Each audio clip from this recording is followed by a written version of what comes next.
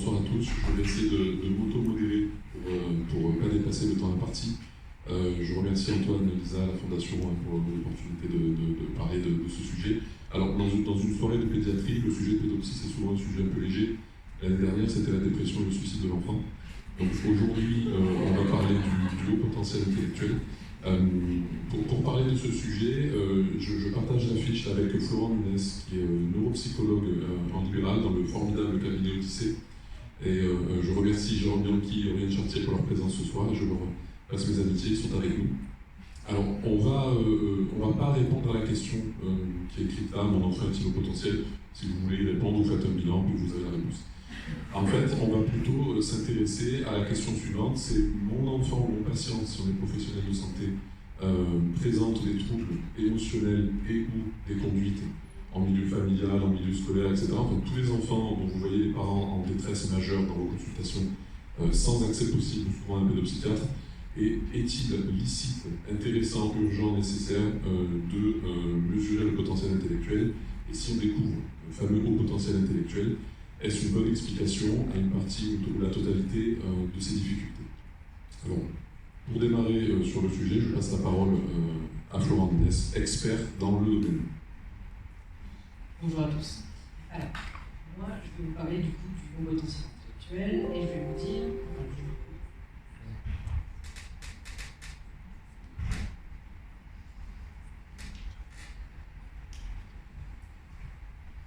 Parfait.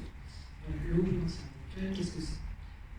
Tout simplement, c'est le fait d'avoir un quotient intellectuel total supérieur à 130. C'est pour l'instant le seul consensus qui est véritablement établi dans le sujet. En fait, si vous voulez, les tests de QI nous permettent de situer les performances d'un enfant ou d'une personne par rapport aux autres personnes qui ont exactement le même âge, sur des tranches de environ 3 mois. À travers cela, on a une courbe qui est centrée et réduite sur une moyenne. On voit que plus la courbe va monter, plus il y a de gens sous cette courbe.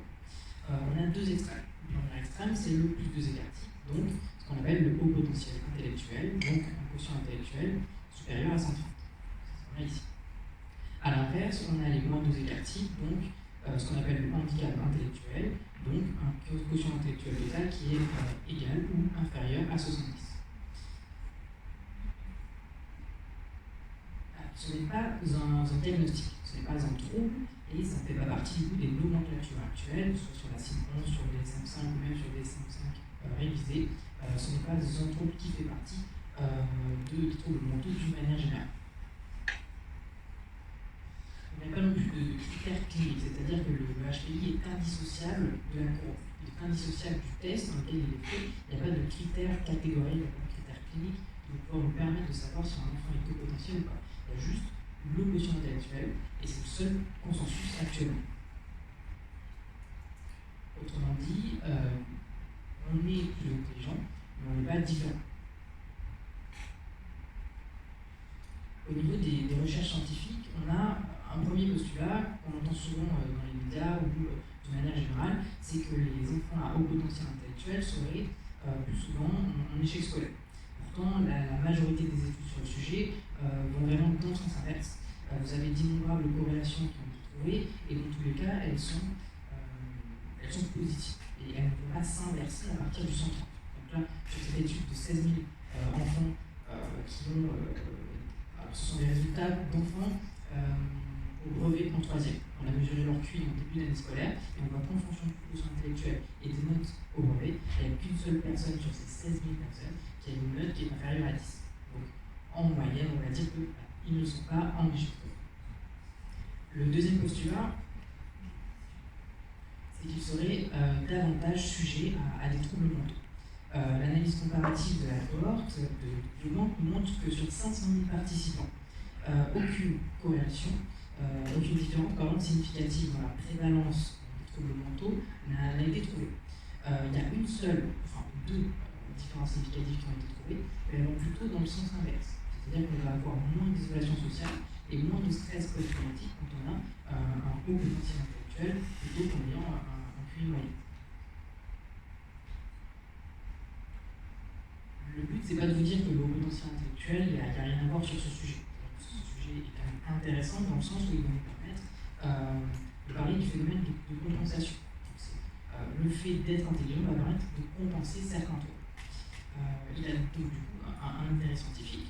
Concernant la cohorte EDEN de 1100 enfants, on voit que on peut avoir on a les scores de QI qui sont en lien avec 4 sous-échelles de la SDQ, qui est un questionnaire qui regroupe plusieurs difficultés et qui s'appelle le questionnaire des points forts, points faibles.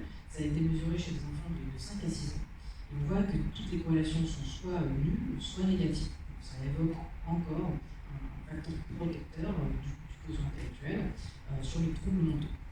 Il faut aussi noter que, c'est pas affiché ici, mais ces enfants, ils ont été évalués entre 11 et 12 ans. Et ils n'avaient toujours pas plus de troubles. C'est-à-dire que l'évolution n'a pas été négative et qu'on se retrouvait encore avec ce même genre de corrélation.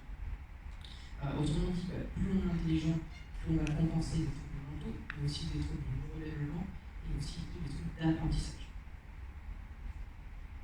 Vous avez du coup l'exemple de la dyslexie avec une étude de 25 000 élèves dyslexiques qui montre que la prévalence de ces enfants dans cette étude est de 3,7% sur des enfants qui ont un quotient intellectuel inférieur à 30 ans, donc qui ne sont pas considérés comme HPI, et on passe directement à 0,4% qui remplissent les critères diagnostiques de la dyslexie quand on a un quotient intellectuel supérieur à 130. Ce qu'il faut quand même noter, c'est que le seuil du potentiel intellectuel, il est quand même arbitraire, c'est-à-dire qu'on a choisi à plus de thématiques, mais ça ne veut pas dire que ça se limite à plus de stations à 129 de QI, on va aussi compenser les troubles d'apprentissage.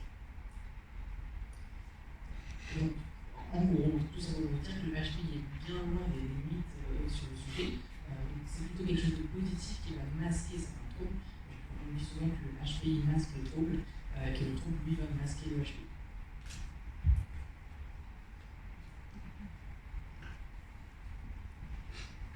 Alors, ça va?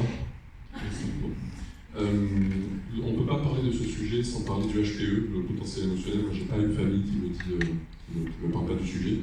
Et c'est important parce que c'est souvent considéré comme une condition, je dirais, un peu synergique ou comorbide au potentiel intellectuel. Et c'est important d'être sérieux quand on parle de ça. Alors, il ne s'agit pas ce soir de dire que les enfants avec des HPI n'ont pas des particularités, des facettes dans leur tempérament, de leur caractère, avec une certaine sensibilité. C'est pas ça le sujet.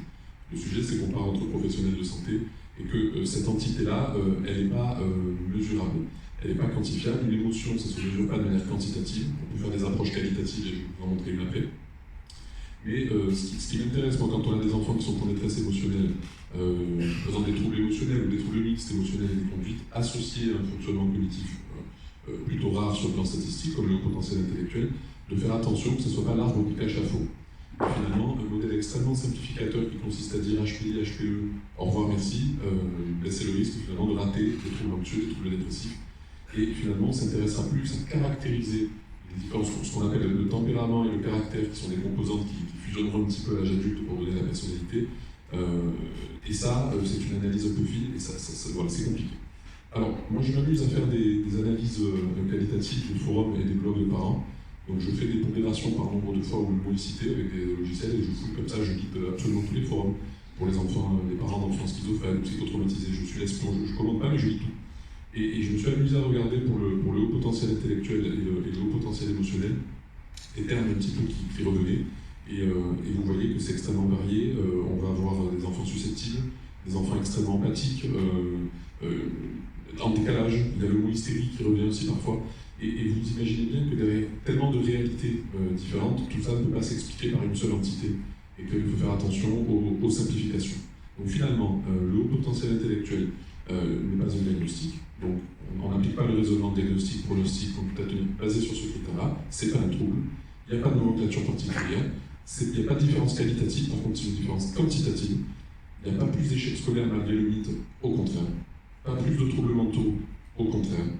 Et finalement, un intérêt important de s'intéresser à ces enfants, c'est qu'ils peuvent masquer des choses. On sait très bien que les enfants avec des troubles attentionnels peuvent être mesurés comme n'ayant pas de troubles attentionnels parce qu'ils compensent. Et donc on peut avoir des diagnostics de TDAH, ça est un trouble neurodéveloppemental et qui ne sera pas détecté. Et l'enfant va pouvoir avoir des conséquences de son trouble, d'autant plus invisible qu'il est au potentiel. Et puis pour le HPE, vous avez entendu, je ne remets pas en question les particularités émotionnelles, on pourrait en discuter, aux questions ou même après, mais restons sérieux entre nous, appliquons les choses de manière stricte. Alors en pratique, je termine, Pour dire, ça reste intéressant de mesurer l'intelligence. On mesure l'intelligence si on a envie. Si on suspecte un déficit intellectuel cliniquement, c'est intéressant de la mesurer.